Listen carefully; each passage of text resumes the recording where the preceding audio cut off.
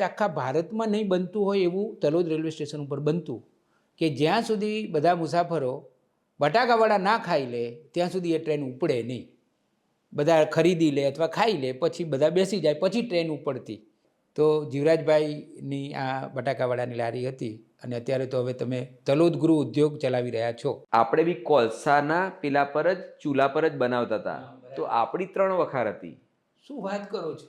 અને આપણે એટલું કોલસો યુઝ કરતા હતા એ વખતે. એટલે પેલા ટ્રેનમાં કોલસો વપરાય એના કરતાં વધારે બટાકાવાળા બનાવવામાં. હા, એટલે દાદાનો એટલો વટ અને બ્રિટિશરોની સાથે વાત કરવા માટે સ્ટેશન માસ્ટરને ઇંગ્લિશ ના આવડે તો જીવરાજ દાદા વાત કરે. ગૃહ ઉદ્યોગ તરીકે ઘરમાં જ બનાવતા હતા અને ઘરેથી જ ગોટાની શરૂઆત કરી હતી. અમદાવાદમાં અલગ નામથી આપણે તલોદ ઇન્સ્ટા સવરના નામથી આઉટલેટ બી કર્યા. એમાં બી આપણે એ બટેકાવાળા મળે છે આપણા ત્યાં. તલોદના ગોટાવાળા કહેવાય આપણે કેમ કે ભાઈ તલોદ જે ગામનું નામ હતું તલોદ પર ગોટા મળતા એટલે કહીએ તલોદના ગોટા ફેમસ. તો ગોળના ગોટા ફેમસ તો ભાઈ આમના.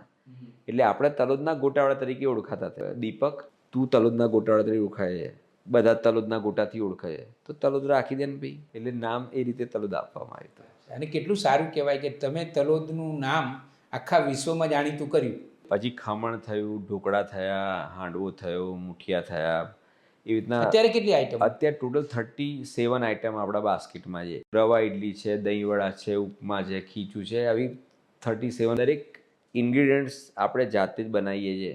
કોઈ બજારમાંથી સોર્સ નથી કરતા. મોર દેન 30 કન્ટ્રીઝમાં એક્સપોર્ટ કરીએ છીએ આપણે. તો એમાં મુખ્ય દેશો ગણીએ આપણે તો યુએસએ છે, યુકે છે, અમેરિકા તો હોય જ. એ તો હોય જ. બીકોઝ ગુજરાતીઓ બહુ છે. હા, કેનેડા છે. આપણે ઓળખાઈએ કે ખમણથી. તલોદ એ ઓળખાય છે ખમણથી. તલોદના ખમણ એટલે વર્લ્ડના નંબર 1 ખમણ તલોદના છે એમ એવું લોકોના ફીડબેક છે.